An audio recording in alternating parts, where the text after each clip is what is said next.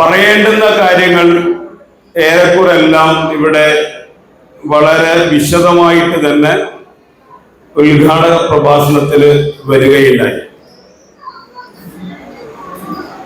നമ്മുടെ നാവുകളില് ഈ അടുത്ത ദിവസങ്ങളിൽ വരെ ട്രെൻഡ് മാറിക്കൊണ്ടിരിക്കുകയാണ്. അപ്പൊ ഇന്നത്തതല്ല നാളെ സംഭവിക്കുന്നത്. ചരിത്രകാരന്മാര് പറയുന്നത് എന്താ വെച്ചാല് 300 കൊല്ലം കഴിഞ്ഞ 300 കൊല്ലം കൊണ്ട് ലോകം എത്ര മാറിയോ അതിനേക്കാൾ മാറ്റം കഴിഞ്ഞ 30 കൊല്ലം കൊണ്ട് സംഭവിച്ചു എന്നുള്ളതാണ്. 300 കൊല്ലം കൊണ്ട് ലോകം മാറിയത് എത്ര അളവിലാണോ മാറിയത് അതിനേക്കാൾ കൂടുതൽ മാറ്റം 30 വർഷം കൊണ്ട്, ഈ കഴിഞ്ഞ 30 വർഷം കൊണ്ട് ലോകത്ത് മാറ്റങ്ങൾ ഉണ്ടായി എന്നുള്ളതാണ്. ഈ 30 വർഷം കൊണ്ട് എന്ത് മാറ്റങ്ങളാണോ ഉണ്ടായത് അതിനേക്കാൾ മാറ്റം അടുത്ത 3 വർഷങ്ങൾ കൊണ്ട് ഈ ലോകത്തുണ്ടാവും. ആ മാറുന്നതിനനുസരിച്ച് മനുഷ്യന്റെ ശീലങ്ങൾ മാറുന്നു, അവന്റെ സ്വഭാവങ്ങൾ മാറുന്നു, കാഴ്ചകൾ മാറുന്നു, കാഴ്ചപ്പാടുകൾ മാറുന്നു. ആ മാറിയ കാഴ്ചപ്പാടുകൾ മനുഷ്യനെ എവിടെ കൊണ്ടെത്തിക്കുന്നു എന്നാണ് ഇവിടെ സൂചിപ്പിച്ചത്. നമ്മളെ യാത്രത്തിൽ നിന്ന് വരുമ്പോ ഗായത്രി പുഴയില് മീൻ പിടിക്കുന്ന ആളുകളെ, ചൂണ്ടയിടുന്ന ആളുകളെ നമ്മൾ കണ്ടിട്ടുണ്ടാവും അല്ലേ? അപ്പൊ ഈ ചൂണ്ടയുടെ അറ്റത്തൊരു കൊളുത്തില് ഇര കോർത്തിട്ട് ഈ ചൂണ്ട താഴേക്ക് ഇടുമ്പോ മത്സ്യങ്ങൾ അതിൽ വന്ന് കൊത്തുകയാണ്.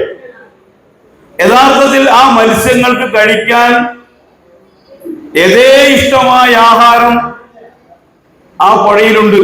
പുഴ പട്ടണിയിലൊന്നുമല്ല. ഈ മത്സ്യത്തിന് വേണ്ട ആഹാരങ്ങൾ എവിടെയുണ്ട്? ആ പുഴയിലുണ്ട്. പക്ഷെ മത്സ്യം എവിടെയാ വന്ന് കൊത്തുക? ഏതിലാ കൊത്തുക? ഈ കൊളുത്തില വന്ന് കൊത്തുക. കൊളുത്തിൽ വന്ന് കൊത്തുന്നതോടുകൂടി എന്താ സംഭവിക്കാം? അതിന്റെ ജീവൻ തന്നെ അപകടത്തിലായി പോകും എന്നുള്ളതാണ്. എന്നതുപോലെയാണ് നമ്മുടെ ജീവിതം. നമുക്ക് ഇഷ്ടം പോലെ സംവിധാനങ്ങൾ അല്ലാഹു സുബ്ഹാനഹു വ തആല നമുക്ക് അനുവദിച്ചിട്ടുള്ള ഇഷ്ടം പോലെ സംവിധാനങ്ങൾ നമ്മുടെ മുമ്പിലുണ്ട്, നമ്മുടെ കുടുംബങ്ങളിലുണ്ട്. പക്ഷേ ഇങ്ങനെ ഒരു കൊളുത്തിയിട്ട് നമ്മുടെ മുമ്പിലേക്ക് കാണിക്കുന്നതിൽ എന്തോ വല്ലാത്തൊരു അനുഭൂതി നമുക്കുണ്ടാവുകയാണ്. അതിൽ എന്തോ ഒരു സന്തോഷം നമ്മൾ കാണുകയാണ്. അതാണ് ഏറ്റവും രുചികരമായത് എന്ന് നമ്മൾ തിരിച്ചറിയുകയാണ്. അത് എനിക്ക് എന്തൊക്കെയോ കൊണ്ടു തരും എന്ന ഒരു ബോധ്യം നമ്മളിൽ ഉണ്ടാവുകയാണ്. അവസാനം നമ്മൾ മറ്റെല്ലാം ഒഴിവാക്കി, അപ്പുറം ഇപ്പുറമുള്ളതിനൊക്കെ ഒഴിവാക്കിയിട്ട് ഈ കൊളുത്തിൽ വന്ന് പിടിക്കുകയാണ്. ഇതേപോലെ നമ്മുടെ പുറത്തേക്ക് ഇറങ്ങിയാൽ നമ്മുടെ ജീവിതത്തിലും അങ്ങനെയാ. നമ്മളെ കെണിവെച്ച് കാത്തിരിക്കുന്ന ഒരുപാട് ആളുകളുണ്ട്. ഈ കൊളുത്തിൽ, ചൂണ്ടയിൽ നമുക്കിഷ്ടമുള്ളത് എന്ന് പറഞ്ഞ് കൊളുത്തി വെച്ച് നമ്മളെ കാത്തിരിക്കുന്ന, പ്രത്യേകിച്ച് ഈ യുവതലമുറയെ കാത്തിരിക്കുന്ന, അത് ചാറ്റ് ബോക്സിലാകാം, അല്ലെങ്കിൽ മറ്റ് പല സംവിധാനങ്ങളിലാകാം, ഇത് നമ്മളെ കാത്തിരിക്കുകയാണ്. അപ്പൊ ഇതൊക്കെ കാണുമ്പോ നമ്മൾ അറിയാതെ പറഞ്ഞു പോകും. പുറത്തേക്ക് ഇറങ്ങി കണ്ണഞ്ചിപ്പിക്കുന്ന മനോഹരമായ കാഴ്ചകൾ, മനോഹരമായ വിഭവങ്ങൾ, രുചികരമായ മറ്റ് സംവിധാനങ്ങൾ, മറ്റു പല ആസ്വാദനങ്ങൾ, ഇതൊക്കെ ഇങ്ങനെ ആവോളം കാണുമ്പോ നമ്മൾ അറിയാതെ പറഞ്ഞു പോകും, മാതാപിതാക്കളെ മാപ്പ്, ഇനി അങ്ങോട്ട് തന്നിഷ്ട കൂത്ത്, കുഴപാടങ്ങളോ മതിയാക്ക്, വഴി തെറ്റാനുമുണ്ട് അവകാശം, അല്ലേ? അതല്ലേ നമ്മൾ പറയല്? ഇതൊക്കെ കൂടെ കാണുമ്പോൾ നമ്മൾ പറയും, വഴി തെറ്റുക എന്നത് ഞങ്ങളുടെ അവകാശമാണ്. മാതാപിതാക്കളെ നിങ്ങൾ വാപ്പാക്കണം. ഞങ്ങളുടെ ലോകം എന്ന് പറഞ്ഞാൽ നിങ്ങൾ പറയുന്നതല്ല, അതിനേക്കാൾ എത്രയോ വിശാലമായ ഒരു ലോകം ഞങ്ങളെ കാത്തിരിക്കുകയാണ്, ഞങ്ങളെ വാടി പിടിക്കുകയാണ്. അപ്പൊ നിങ്ങൾ നേരത്തെ ഉദ്ഘാടക പ്രഭാഷണത്തെ ഒരു തന്ത വൈബ് എന്ന് പറഞ്ഞല്ലോ, ഈ തന്ത വൈബേറ്റ് വന്നിട്ടൊന്നും കാര്യമില്ല. ഞങ്ങൾ ന്യൂജനാണ്. നമ്മുടെ മാതാപിതാക്കൾ പറയുന്ന കാര്യങ്ങൾ നമുക്കിപ്പൊ തന്ത വൈബായിട്ട് തോന്നുന്നുവെങ്കിൽ, എന്റെ പ്രിയപ്പെട്ട മക്കളെ, നമുക്ക് കുട്ടികൾ ഉണ്ടാകുമ്പോ, നമുക്ക് മക്കൾ ഉണ്ടാകുമ്പോ, നമ്മൾ അവരോട് ചില കാര്യങ്ങൾ പറയുമ്പോ നമ്മൾ ഈ പറഞ്ഞ വാക്കുകൾ നമ്മുടെ മക്കൾ തിരിച്ചു പറയും, ഈ ഉപ്പാക്ക് തന്ത വൈബാണ്, അല്ലേ? നമ്മളിപ്പോ നമ്മുടെ വാപ്പാക്ക് നമ്മുടെ ഉമ്മാക്ക് തന്ത വൈബ് എന്ന് പറയുമ്പോ ഭാവിയിൽ നമ്മുടെ കുട്ടികൾ പറയും തന്ത വൈബല്ല, വലിയ തന്തന്റെ വൈബാണ് എന്നായിരിക്കും നമ്മുടെ മക്കള് നമ്മളോട് പറയാ. ഓ, നമ്മുടെ മാതാപിതാക്കള് നമ്മളൊന്ന് ആലോചിച്ചത് എത്ര കഷ്ടപ്പെട്ടായിരിക്കും അവര് നമ്മളെ വളർത്തുന്നത്. കഷ്ടപ്പാടിനെ കുറിച്ച് പറയേണ്ടെന്നാണ് ഇപ്പൊ നമ്മൾ പറയുന്നത്.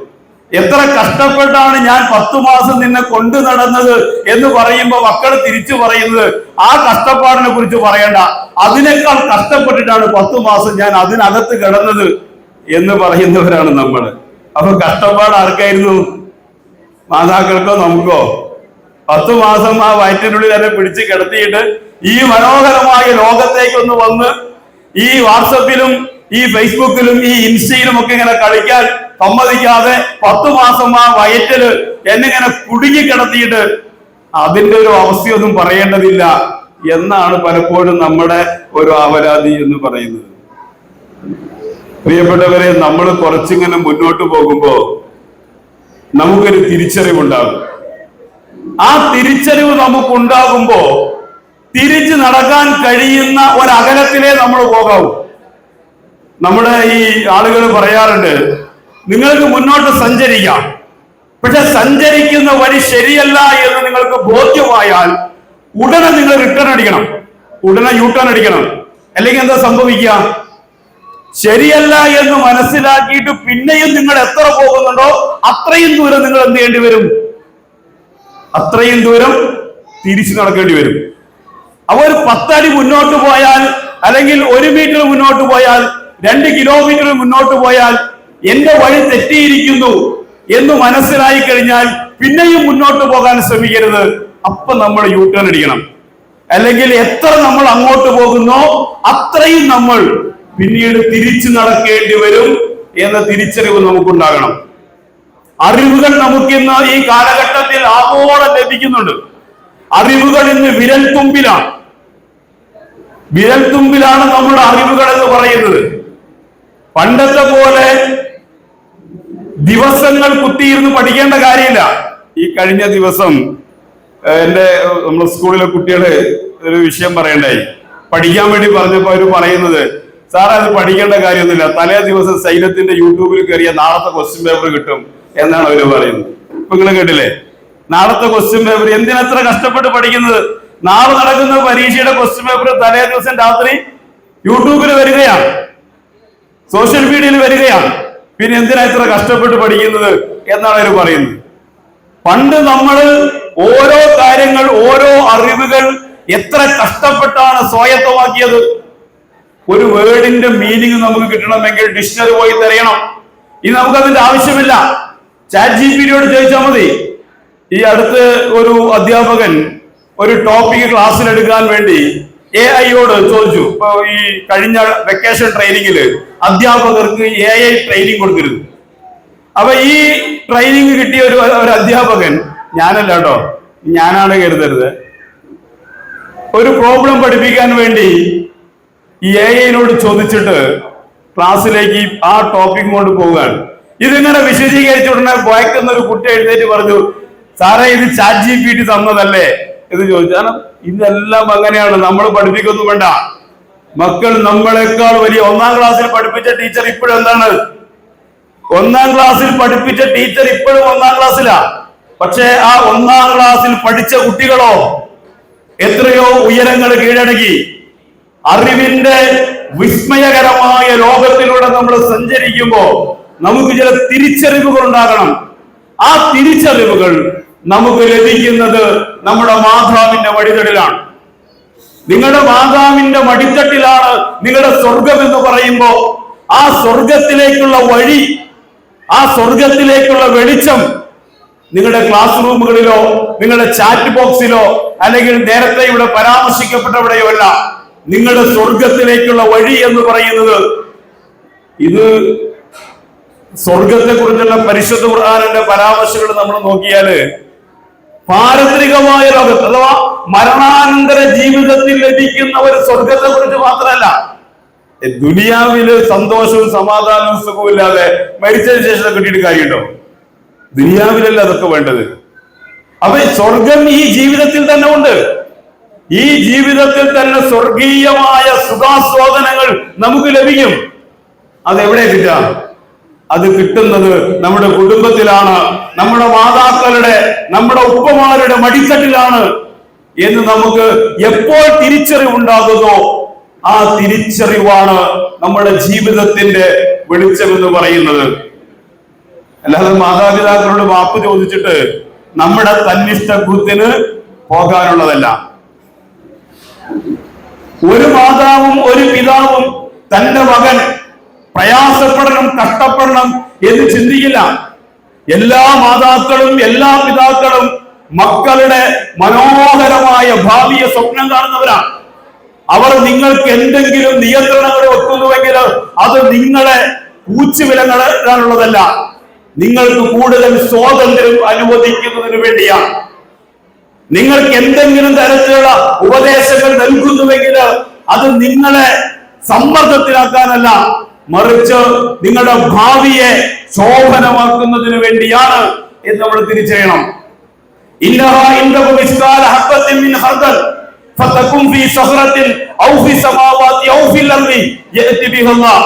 ഈ തിരിച്ചറിവാണ് പ്രധാനപ്പെട്ട തിരിച്ചറിവ് എന്ന് പറയുന്നത്. അള്ളാഹുവിന്റെ കാഴ്ചയിലാണ്. നമ്മൾ സാധാരണ പറയുന്നത് നിങ്ങൾ CCTV നിരീക്ഷണത്തിലാണെന്ന് പറയല്ലേ, അല്ലേ? അങ്ങനെ ഒരു ബോർഡ് ഉണ്ടാവില്ലേ? ഇപ്പൊ നമ്മുടെ ക്യാമ്പസുകളിൽ, സ്കൂളുകളിൽ, അങ്ങാടികളിൽ, ഓഫീസുകളിൽ നിങ്ങൾ CCTV നിരീക്ഷണത്തിലാണ്. അള്ളാഹുവിന്റെ നിരീക്ഷണത്തിലാണ് നമ്മൾ. ഈ CCTVക്കും അപ്പുറത്ത് അള്ളാഹുവിന്റെ നിരീക്ഷണത്തിലാണ്. മാതാപിതാക്കളുടെ കണ്ണുവെട്ടിച്ച്, കൂടപ്പിറപ്പുകളുടെ കണ്ണുവെട്ടിച്ച്, അല്ലെങ്കിൽ മറ്റാരെങ്കിലും പറ്റിച്ച് എന്തെങ്കിലും ചെയ്യാം, അതിലൂടെ നമ്മുടെ സുഖങ്ങൾ കണ്ടെത്താം എന്ന് നാം മനസ്സിലാക്കുന്നുവെങ്കിൽ അതിന്റെയും അപ്പുറത്തുള്ള ഒരു നിരീക്ഷണത്തിലാണ് നമ്മൾ ഉള്ളത്. അതിന്റെയും അപ്പുറത്ത് ക്യാമറ കണ്ണുകൾ, അള്ളാഹുവിന്റെ നിരീക്ഷണത്തിന്റെ കീഴിലാണ് നമ്മൾ. ഇതാണ് ലുക്മാൻ അലൈഹിസ്സലാം തന്റെ മകന് കൊടുത്ത ഉപദേശം. ഒരു ഗുരുവിന്, ഞാൻ അവസാനിപ്പിക്കാം, ഒരു ഗുരുവിന് ഒരു ശിഷ്യനോട് വല്ലാത്ത ഇഷ്ടമാണ്, വല്ലാത്ത സ്നേഹമാണ്. സ്വാഭാവികമായും മറ്റ് ശിഷ്യന്മാർക്ക് അതിൽ ചെറിയ ഒരു അസ്വസ്ഥത ഉണ്ടായി. എന്തുകൊണ്ടാണ് ആ ശിഷ്യനോട് മാത്രം ഗുരുവിന് ഇത്ര വല്ലാത്തൊരു പ്രിയം, വല്ലാത്തൊരു പ്രണയം? പ്രണയം എന്ന് പറഞ്ഞാല് നമ്മൾ മനസ്സിലാക്കുന്നത്, പ്രണയം എന്ന് പറഞ്ഞാൽ കെയറിംഗ് ആണ്. പ്രണയത്തിന്റെ മനോഹരമായ ഭാഷാർത്ഥം എന്ന് പറയുന്നത് കെയറിംഗ് ആണ്, സംരക്ഷണമാണ്, സുരക്ഷയാണ്. അത് നമ്മുടെ മാതാപിതാക്കൾക്ക് നമ്മൾ നൽകണം. മാതാപിതാക്കളിൽ നിന്ന് നമുക്കത് ലഭിക്കണം. അപ്പൊ ഈ വിദ്യാർത്ഥിയോട്, ഈ ശിഷ്യനോട് മാത്രം ഈ ഗുരുവിന്റെ ഈ പ്രണയത്തിന്റെ കാരണം അന്വേഷിച്ചോ ഈ മറ്റ് ശിഷ്യന്മാര് ഗുരുവിനോടത്തേക്ക് പോകുന്നുണ്ട്. ആ സമയത്ത് ഗുരു മറുപടി കൊടുക്കുന്നില്ല. ദിവസങ്ങൾ കഴിഞ്ഞിട്ട് ഒരു പരീക്ഷണം മുന്നോട്ട് വെക്കുകയാണ്. അങ്ങനെയാണല്ലോ ഗുരുകുല വിദ്യാഭ്യാസം. പരീക്ഷണത്തിലൂടെ അല്ലെങ്കിൽ പ്രവർത്തനങ്ങളിലൂടെ, ചില ടാസ്കുകളിലൂടെ തിരിച്ചറിവുകൾ ഉണ്ടാവുക. ഇതാണല്ലോ പണ്ടത്തെ ഗുരുകുല സമ്പ്രദായം എന്ന് പറയുന്നത്. അത് തന്നെയാണ് ഇന്നത്തെ പുതിയ വിദ്യാഭ്യാസ പദ്ധതിയിലൂടെ നടപ്പിലാക്കിക്കൊണ്ടിരിക്കുന്നത്. അപ്പോ ഇത് ഒരു എല്ലാവർക്കും ഓരോ പക്ഷിയെ കൊടുത്ത്, ഒരു കോഴിയെ കൊടുത്തിട്ട് ഈ തന്റെ ശിഷ്യന്മാരോട് പറഞ്ഞു, ആരെയും കാണാതെ, ഒരാളെയും കാണാതെ ഇതിനെ അറുത്തിട്ട് അതിന്റെ മാംസവുമായിട്ട് വരണം എന്ന ഈ ഗുരു ഒരു ടാസ്ക് ശിഷ്യന്മാർ കൊടുക്കുക. ശിഷ്യന്മാര് പോയി 12 പേരും 12 വഴിയിലൂടെ പോയി 11 ആളുകളും അറുത്ത് നിമിഷ നേരം കൊണ്ട് അതിന്റെ മാംസവുമായി ശിഷ്യന്റെ അടുത്തെത്തി. എന്നാൽ ഗുരു ഏറ്റവും കൂടുതൽ പരിഗണിച്ച, ഗുരു ഏറ്റവും കൂടുതൽ പ്രണയിച്ച, ഗുരു ഏറ്റവും കൂടുതൽ സ്നേഹിച്ച ആ കുട്ടി മാത്രം ആ കോഴിയുമായിട്ട് തിരിച്ചു വന്നു. എല്ലാവരും ആ കുട്ടിയെ പുച്ഛഭാവത്തോടു കൂടി നോക്കുകയാണ്. ഗുരു ഒരു കാര്യം പറഞ്ഞ്, ഇത്രയും സമയം അനുവദിച്ചിട്ട് ഇവൻ ആ ടാസ്ക് പൂർത്തിയാക്കിയില്ലല്ലോ എന്ന ഒരു നെവർ മൈൻഡോട് കൂടി, ഒരു പുച്ഛമനോഭാവത്തോടു കൂടി ആ കുട്ടിയെ നോക്കിയപ്പോ ഗുരു ആ കുട്ടിയോട് ചോദിക്കുകയാണ്, എന്തുകൊണ്ട് നീ ഈ ജോലി പൂർത്തിയാക്കിയില്ല? നിന്റെ കൂടെയുള്ള ആളുകളെ മുഴുവനും അത് ചെയ്തു വന്നല്ലോ, എന്തുകൊണ്ട് നീ ചെയ്തില്ല എന്ന് ചോദിച്ചപ്പോ ആ ശിഷ്യൻ പറയുന്നൊരു മറുപടിയുണ്ട്, ഗുരു ഇത് എന്നെ ഇത് ഏൽപ്പിച്ചപ്പോ അങ്ങൊരു കാര്യം കൂടി പറഞ്ഞല്ലോ, ആരെയും കാണാതെയാണ് ഇത് അറുക്കേണ്ടത്. ഇത് വൃത്തിയാക്കേണ്ടത്, വെടുപ്പാക്കേണ്ടത്, അറുക്കേണ്ടത് ആരെയും കാണാതെ ആയിരിക്കണം. ഞാൻ 4 ദിക്കിലൂടെയും സഞ്ചരിച്ചു. പക്ഷേ എവിടെ പോയാലും അള്ളാഹുവിന്റെ കണ്ണിൽ പെടാതെ എനിക്കിതിനെ അറുക്കാൻ സാധിച്ചില്ല. മനുഷ്യന്മാരൊന്നില്ലാത്ത ഭാഗത്തേക്ക് ഞാൻ പോയി, പല വഴികളിലൂടെ സഞ്ചരിച്ചു. പക്ഷെ എവിടെ പോയാലും ഞാൻ കത്തിയെടുത്ത് അതിന്റെ കഴുത്തിലേക്ക് വെക്കുമ്പോ അള്ളാഹുവിന്റെ ഒരു നിരീക്ഷണം അതാ വരുന്നു. അള്ളാഹുവിനെ കാണാതെ, അള്ളാഹുവിനെ കാണിക്കാതെ എനിക്കിതിനെ അറുക്കാൻ സാധിച്ചില്ല. അതുകൊണ്ടാണ് ഞാൻ ഇതിനെ തിരിച്ചു കൊണ്ടുവന്നത് എന്ന് പറയുമ്പോ ആ ഗുരു മറ്റു ശിഷ്യന്മാരോടായിട്ട് പറയുന്നുണ്ട്, ഇപ്പൊ നിങ്ങൾക്ക് മനസ്സിലായില്ലേ എന്തുകൊണ്ടാണ്? പ്രിയപ്പെട്ടവരെ, ഈ തിരിച്ചറിവാണ് നമുക്ക് ഉണ്ടാവേണ്ടത്. നമുക്ക് എവിടെയും പറക്കാം, എവിടെയും സഞ്ചരിക്കാം, ചാറ്റ് ബോക്സിലൂടെ പോകാം, ഇൻസ്റ്റയിൽ പോകാം, ഫേസ്ബുക്കിൽ പോകാം, ഇനി അതിന്റെ അപ്പുറത്തുള്ളതിലേക്ക് പോകാം, നമുക്ക് ക്യാമ്പസുകളിൽ പാല് നടക്കാം, നമുക്ക് എവിടെയും പോകാം. പക്ഷേ നമ്മുടെ മാതാപിതാക്കളുടെ കണ്ണുവെട്ടിയാം, നമ്മുടെ കൂടപ്പിറപ്പുകളെ നമുക്ക്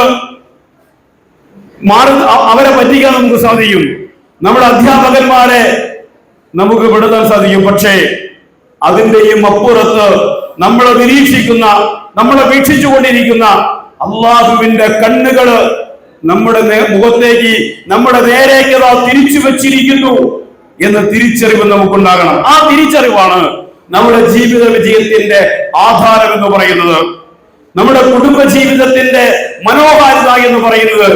മാതാപിതാക്കളും മക്കളും തമ്മില്, കൂടപ്പിറപ്പുകളും തമ്മില് ഉണ്ടാകേണ്ടുന്ന ഏറ്റവും വലിയ ഒരു ശക്തമായ ബന്ധം എന്ന് പറയുന്നത് ഈ തിരിച്ചറിവിന്റെ അടിസ്ഥാനത്തിൽ രൂപപ്പെടുത്തിയതാകണം എന്ന് ഈ സന്ദർഭത്തിൽ ഓർമ്മിപ്പിക്കുകയാണ്. പല വഴിയിലൂടെ സഞ്ചരിക്കുമ്പോ, പല അറിവിന്റെ ലോകങ്ങൾ കീഴടക്കുമ്പോ, പല രീതിയിൽ മുന്നോട്ട് പോകുമ്പോ, പണ്ട് ഈ മമ്മൂട്ടിയുടെ ഒരു സിനിമ ഉണ്ടായിരുന്നു, പപ്പുവിന്റെ സ്വന്തം പപ്പൂസ് എന്ന് പറഞ്ഞൊരു സിനിമ ഉണ്ടായിരുന്നു. ഇതില് ഒരുപക്ഷെ പഴയ ആളുകൾക്ക് അറിയാം. അതിൽ ഒരു പാട്ടിൽ 2 വരികളുണ്ട്. ഏതു ദേശമാകിലും ഏതു വേഷമേകിലും അമ്മതൻ അമ്മിഞ്ഞ പാലിന്റെ മധുരം മറക്കാൻ പാടില്ല എന്ന് വരികള് ഞാൻ പാടിയ നിങ്ങൾ എഴുന്നേറ്റ് പോകുന്നുള്ളതുകൊണ്ടാണ് ഞാൻ പാടാത്തത്. അപ്പോ നമുക്ക് എവിടെയും പോകാം, പക്ഷേ നമ്മളെ മടിയിൽ കിടത്തി താരാട്ട് പാട്ടി നമുക്ക് അമ്മിഞ്ഞു തന്ന ആ മാതാവിന്റെ മണമുണ്ടല്ലോ, നമ്മളെ കഷ്ടപ്പെട്ട് നമ്മളാക്കി മാറ്റിയ ആ പിതാവിന്റെ വിയർപ്പിന്റെ മണങ്ങളുണ്ടല്ലോ, അത് ജീവിതത്തില് വിസ്മരിക്കാൻ പാടില്ല എന്ന തിരിച്ചറിവ് എപ്പോൾ നമുക്കുണ്ടാകുന്നുവോ അന്ന് നമ്മൾ സ്വതന്ത്രരാണ്, അന്ന് നമ്മൾ ജീവിതത്തിന്റെ സുരക്ഷിത വലയത്തിലാണ്.